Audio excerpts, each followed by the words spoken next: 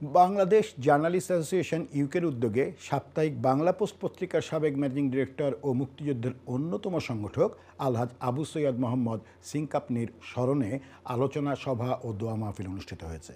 28 জানুয়ারি সন্ধ্যায় পূর্ব লন্ডনের ভ্যালেন্স রোডস্থ একটি কমিউনিটি সেন্টারে এই অনুষ্ঠানের আয়োজন করা হয়।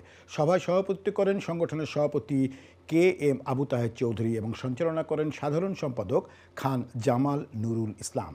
আলোচনা সভায় অতিথি হিসেবে বক্তব্য রাখেন ডেপুটি মেয়র কাউন্সিলর মাইয়ুম মিয়া তালুকদার, কাউন্সিলর গোলাম কিবরিয়া চৌধুরী, বীর মুক্তিযোদ্ধা এম এ মান্নান, বীর মুক্তিযোদ্ধা মোহাম্মদ মোস্তফা, মৌলানা আব্দুল মালিক, মৌলানা আব্দুল কুদ্দুস সহ আরও অনেকে। বক্তারা মরহুম আবু সৈয়দ মোহাম্মদ সিংকাপনির জীবনের বিভিন্ন দিক তুলে ধরে বলেন, তিনি ছিলেন মুক্তিযুদ্ধের অন্যতম সংগঠক, প্রখ্যাত সাংবাদিক, সমাজসেবক এবং দানশীল ব্যক্তিত্ব।